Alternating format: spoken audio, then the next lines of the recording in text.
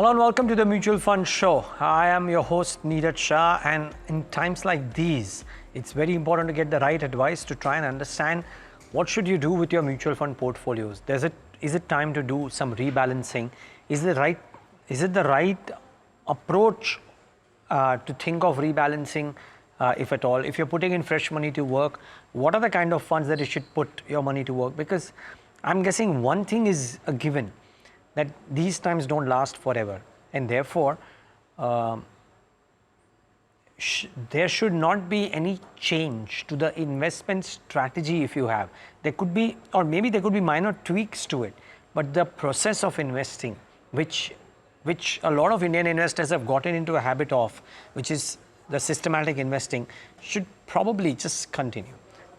Is that true or no? Let's talk about this with Mrin Agarwal and Rushabh Desai. Both of them join me on the show today. And both of you, thank you so much for taking the time out and being with us, because it's an important day to be doing this show, because portfolios are reeling under pressure. Whether you're a stock market investor or a mutual fund investor, looking at your portfolios today, you must be a bit ruffled about how they are performing. So Mrin, before we talk about the how to rebalance, what should an investor do? Is this a good time to rebalance? Is it a time to sit tight? Or is it a time to continue the investment strategy as earlier, as difficult as it may be? So good afternoon, Neeraj, and nice to be on the show today. Thank you. Well, as such, I think what is really important is to, first of all, build a portfolio that can withstand different market conditions. And, it's very difficult if we have to keep changing our portfolio strategy or even doing the tweaking on a regular basis based on the news that's there in the markets. It's going to be very, very difficult to actually manage a portfolio like this. So I would say, yes, we will talk about a couple of things that you can check at this point. But as such, I think if you have got your asset allocation right, and if your portfolio is as per your asset allocation, then I think you should just sit tight. Rushabh, what would your view be? Hi, Neeraj. First of all, thanks so much for having me on the show. It's been quite some time since we last did a show together. Yes, I think I more or less agree with what Mrin had to say. Like, sticking with one's goal, one's time horizon, and most importantly, knowing your risk appetite and asset allocation is something what we advise our clients to do. I mean, if you have a long-term time horizon, then sticking with your risk appetite and your asset allocation is something what makes sense. So to answer it very simply, sitting tight, sitting put during these volatile times makes more sense. Another thing, what we recommend our clients to do is to diversify well. A lot of people, concentrate on product selection, category selection. But, it is very important to diversify across different styles if someone is venturing into pure equity, like growth and value and contra. So, that really helps in kind of like mitigating risk. And, I wouldn't say, see, if someone is investing in pure equity, of course, there are going to be double-digit drawdowns, but at least, in different market cycles, different products and different styles will outperform. So it's very important to diversify across different styles as well, Neeraj. Okay, so, Rushabh, let's start with you on this then. Is there a change of style that you are prescribing with the markets the way they have behaved in October, or the way they behaved in October? So come November, the first few days, should people change their portfolios to a style which according to you might work better? And why is that so?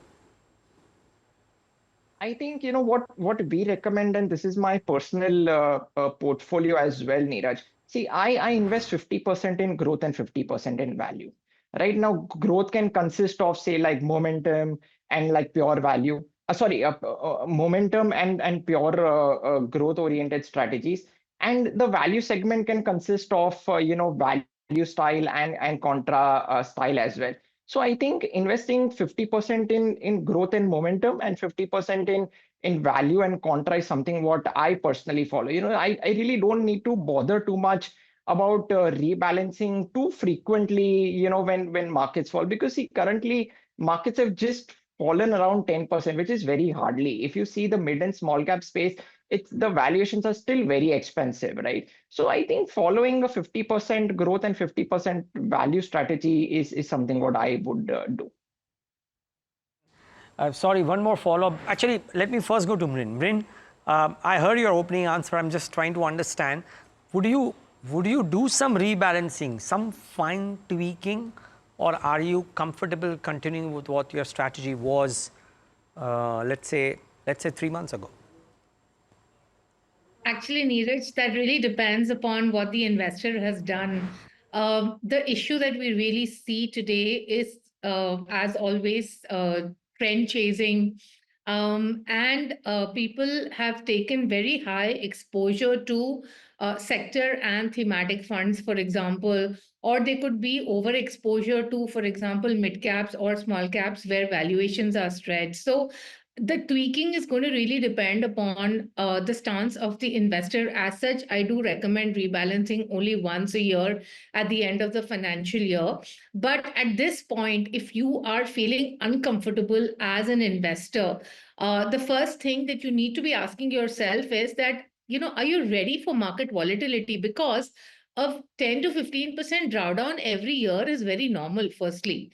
Second thing is that if you are not comfortable with this volatility, then you need to look at your portfolio and you need to have a look as to where you have a exposure that you want to cut down. So is it small cap? Certainly, I would say that if you're holding these sector funds and thematic funds, which has been the largest category that investors have acquired over the last 1.5 years, I think those are the funds that you should certainly look at exiting irrespective of the return. So clearly, it's a question of the investor's stance and whether they have the ability to stick on or not. And that said, investors should also keep in mind that equities are meant for the long term. So a little bit of volatility in the short term is not really going to make a difference as long as you have the ability to remain invested for the long term. Okay. So, Mrin, let's try and understand. Let's assume it's an average investor who's watching us right now with average risk appetite and an average time horizon as well. So let's say the time horizon is not necessarily 1-2 years, but right now we are trying to gauge, or even people who might have shorter term goals, but this show is dedicated to people who have a proper mindset in mind of having to look at or investing with a 5-year, 7-year, 10-year period under an ideal case scenario, right? Should thematic funds be out of the window for the time being? Let me ask pointed questions to try and understand this. Should thematic funds be out of the window, or are there thematic funds which you are happy having? I never advocate thematic funds. So yes, thematic funds should be out. Okay. Rushabh, what about you? I agree with Mrin. Okay. That's I, I pointed. really, I really don't, I really don't see any value addition in sectorial and thematic bets, Neeraj. See, unless and until if someone is investing in a product like Nasdaq 100 or a Fang Plus index, that's very different, because they are taking global exposure over there. And in today's time and age, I think having global exposure is very important.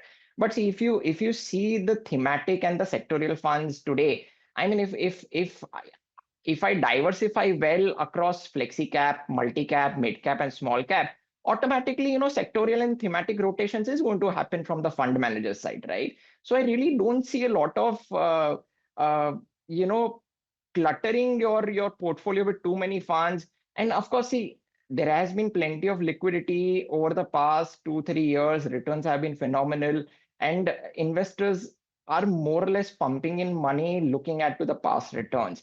So I think, following a consistent methodology, right? See, we are in this business day in and day out, so we can take probably sectorial bets or thematic bets. But a regular investor may not understand, when to invest and when to exit. See, there are two things. One is entering at the right time and exiting at the right time as well. I mean, look at the China market today, right? I mean, China is more or less like a theme what someone would want to invest, or look at the media sector. It is still negative today. So I think thematic bets is something what retail investors should completely avoid. Okay, thematic funds should be avoided. So that's the first one. A lot of people are talking about slightly exotic options, and I'll come to those before I come to normal. So people buying into China ETFs, people buying into global funds or global ETFs as well. Is that an option currently while India is looking so volatile? Rushabh, I'll start with this one with you. Absolutely. I think global diversification, especially in the US economy, is very important. I mean, if you see, look at the 10-year data, Neeraj. See, 10-year data clearly tells us that Nasdaq 100 has actually outperformed most of the broader Indian indices, which is the Nifty 50, Nifty 500, right? So I think having one foot abroad, especially in the US economy, looking at the giant nature, looking at the consistent returns, looking at the transparency what the US economy has. I mean, there are so many sectors and companies what India has not even seen. I mean, we are still developing, especially in the technology space. Look at Facebook. Look at Alphabet. These are like Apple. These are giant, super giant company with global presence. And let's not forget, how much ever we want to discuss that the dollar is deteriorating, but see, today dollar is a global currency. I will not deny that, and it's going to take a very long time for the dollar to come down the rail or come down from the primary currency, at least at this point of time. So I think having some global exposure, especially in the US economy, is something what I strongly recommend, Neeraj. Mrin, would you concur, and is it only US or would you look at China ETFs? Would you look at some others? I would concur with Neera. I'm sorry, I would concur with Rishabh. And yes, I think US is a great market. In any case, it makes up a large part of world market capitalization. And as Rishabh pointed out, some great investments out there. So certainly, I would look at some diversification into US markets. How do you do this, Mrin? I'm sorry, Neeraj? How would you do this diversification? An average investor wants to know how to take that exposure. What would you say? I would say look at a S&P 500 ETF or look at the FOF route, either through the international fund, of course, through the mutual funds, not through direct stocks. Because again, if you're going to try and identify stocks directly out there, one is, the whole aspect of what you buy, but more than that, the tax reporting of foreign stocks in India is quite tedious and complicated. So, of course, through international mutual funds. Okay, and is there, are there specific funds, Mrin? I'll come to you, Rushabh, with the same question. Are there specific funds? These need not be an exhaustive list of recommendations, but indicative list of some of the funds that people can look at and study. I would say the S&P 500 index fund is a good option if you want a more broad-based option. Because again, when you look at NASDAQ or when you look at FANG, it's primarily directed towards technology stocks. So I would say pick up a S&P 500 index that's available. And of course, study the tracking error to know how well the fund is actually optimizing the investment. Rushabh, what about you? I more or less agree with what Mrin had to say. See, there are two ways to look at this, Neeraj. One is, unfortunately, there is a offshore limit by the RBI. 7 billion US dollars is the MF overall limit, and it's kind of exhausted today. Okay, so maybe there will be many funds which may not take additional lump sum money, maybe SIP, but not lump sum money, especially in S&P 500 or Nasdaq 100. See, what happens is that when investors try to buy ETF, when there is a restriction, the ETFs can also go at a premium because they are traded in the secondary market. So that is also something what investors really need to keep in mind, is that go for either pure index funds or the FOF route. Let the AMC manage that for you. Because if you try to buy the ETF, you really need to see at what price the ETF is being traded. You don't want to buy an ETF which is trading at some 4-5% premium, right? It'll not add much value to your portfolio. So I think keep your portfolios very simple, keep your products very simple. It'll be much more easier for you to track and monitor. So I think if someone wants to invest abroad, Nasdaq 100, either in the index fund route or the FOF, or also investors can look at Indian mutual funds with a combination of Indian equities and foreign equities, for example, like Parag Parikh Flexi Cap Fund or the SBI Focus Fund, because even Parag Parikh Flexi Cap Fund do still have around 17-18% towards the US economy. And I think around SBI Focus Fund does around somewhere around 9-10%. So I think including these funds which have Indian equities plus US equities should do the job. Okay. So before we take some queries, I just have one more question. Would you guys advocate bringing in hybrid funds, balance advantage funds at the current juncture, or was the right time when the Nifty, on hindsight of course, or was the right time when the Nifty was at 26,000? Mrin, the question to you first. See, again, we can't time markets. So I would say, again, it really comes down to the investor. If you cannot take volatility that's there in mid caps and small caps, of course, you have the option of investing in large caps through the ETFs, or you have the option of adding in the balance advantage funds as well. Now, balance advantage funds can be added at any time, because the beauty of the balance advantage fund is that it keeps doing the rebalancing between debt and equity based on various quantitative parameters. And ideally, when markets are overvalued, then it tends to reduce the equity allocation. So I think, again, these calls cannot be taken basis volatility in the market or basis news that is coming out. This is a strategy that people have to decide, how much volatility they can take, how much risk they can take, and decide basis that. But yes, it's a good time for you to do that check in case if you're feeling worried about your investments right now. Okay. And Rushabh, what's your view here? Neeraj, see, if someone wants to play defensive, right? I think the best way to do is to be more aggressive during market corrections. See, what happens is during market corrections, you are going to accumulate more units, number one. Once you accumulate more units in the future, see, markets, we have seen that the downfall or the negative periods have been much more lesser than the positive periods in the equity markets, right? So I think once the units have been properly accumulated during bull markets, the returns will be enhanced. And most importantly, once that volatility phase is waved off after a couple of months or maybe a year or two, the future downside will be very well protected during future market correction. So I think number one, if someone is investing in pure equity, I think the best way to play defensive is actually to be more aggressive and invest or pump in more money during market conditions, market corrections. See, if someone wants to go into dynamic asset allocation funds or balance advantage funds, one should be very clear why they are entering in these products. One is that they cannot stomach volatility. That is a good way to go into balance advantage or dynamic asset allocation funds.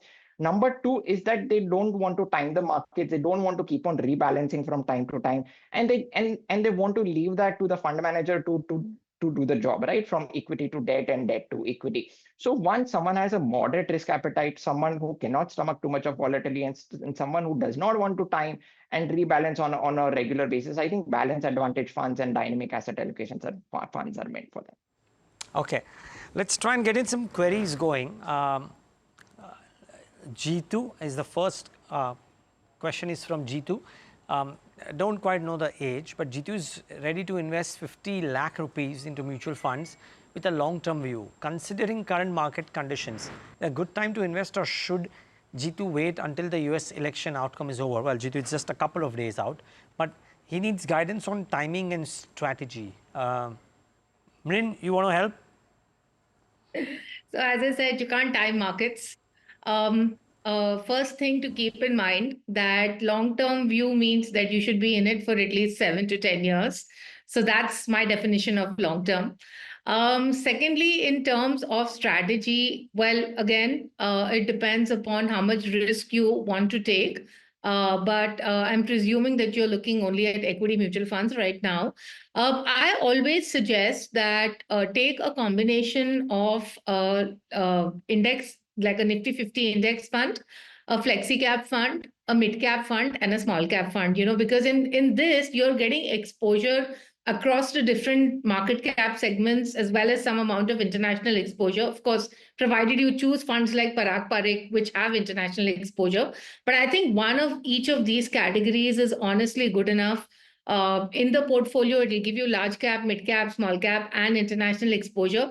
And always remember that it's very important to be diversified among fund houses as well. So don't choose all funds from one fund house, among market caps, and at the same time, remain invested in this for the long term. That is what is really important. Okay. Rushabh, is your advice different?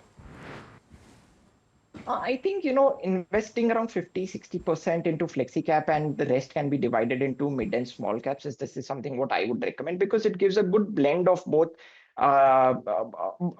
these spaces, which is the large cap space and the mid and small cap space as well.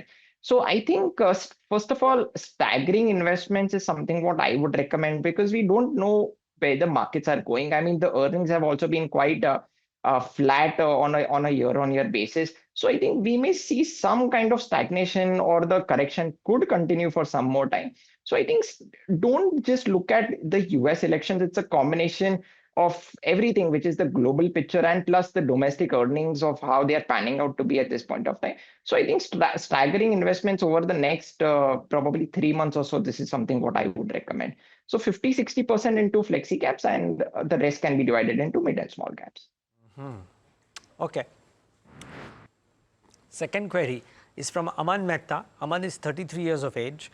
He says I invest 1.24 lakhs a month, interesting number, 1.24 lakhs a month through an SIP route and is looking for long-term wealth creation, ideally a CAGR of 15%. Is requesting a review of the portfolio. The goal, Mrin and Rushabh, is a 15% CAGR, as I said, and the portfolio has PPFAS flexi cap, which is about 31,000 rupees a month, SBI Contra 31,000, HDFC mid cap 31,000, and Tata small cap 31,000. So those are the four funds, 31,000 each, 1,24,000. Is this a good portfolio or does it need some changes? Rushabh, I'll start with you on this. Neeraj, I think overall it's a brilliant portfolio, a good blend of growth and value. It's not too cluttered. Perfectly what I had actually thought, Parak Flexi Cap and SBI Contra are like Flexi Cap strategies and one mid cap and one small cap. I think just one change I would like him to make is the HDFC mid cap opportunities fund is a giant fund today. It's around more than 60,000 crore fund. So I think the AUM, especially in the mid cap space, can hinder the future performance. So I think I'm not telling him to redeem from HDFC midcap. I'm just telling him to stop the SIP in HDFC midcap and start an SIP in a moderate AUM midcap fund. So probably I would suggest him instead of HDFC midcap, I would suggest him to go for an Edelweiss midcap fund. I think that's the only change I would recommend. Otherwise, the portfolio looks perfect to me. Okay, portfolio looks perfect. And Mrin, very quickly, your advice before we move on to the next query. So I concur with Rishabh that the portfolio is fine. I think somewhere he needs to possibly look at moderating his the returns expectation. I do see a lot of investors who think, SIP, if I do, I'll get 15%. So I think it's better if you have slightly lower returns, lower return expectation of, let's say, 10 to 12% over, having this goal. It's nice to have a goal of 15%, but yeah, that's the only point that I'd like to make.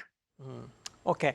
The next query, Mrin, is from Abhijit Das, age 22 years, wish to start investing 10,000 rupees a month into SIPs with a 10% annual step up. Horizon of 20 years. Can you suggest some funds?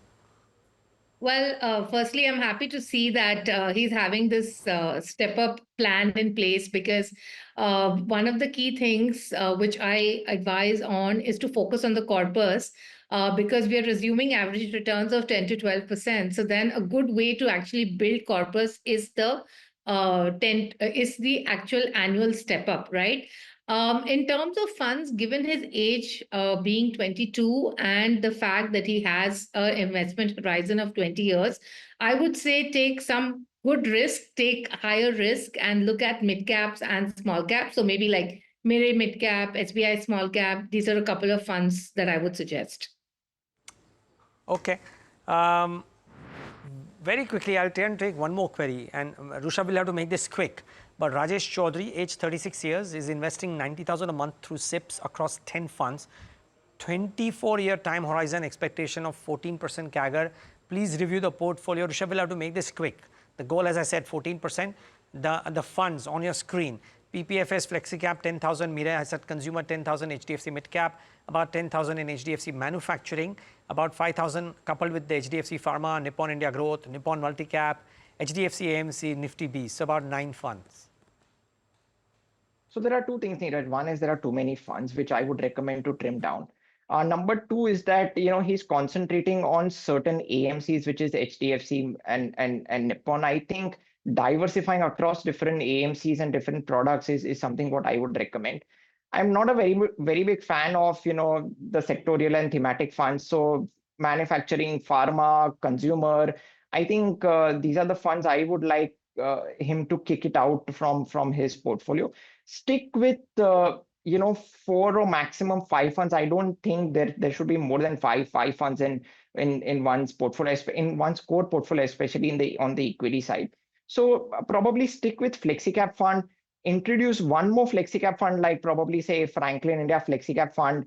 He can stick with Nippon India Growth Fund, and I would encourage him to introduce one more small cap fund, probably say like Kotak small cap fund. But just stick with 4 or 5 funds, 2 or 3 flexi cap, 1 mid cap, and 1 small cap, Neeraj. Got it. Okay, both of you. That's all at the time that we have on the show. Thanks so much for taking the time and being with us and giving us your advice. Really appreciate your time. That's all the time that we have on this leg of the mutual fund show. Stay tuned to NDTV Profit.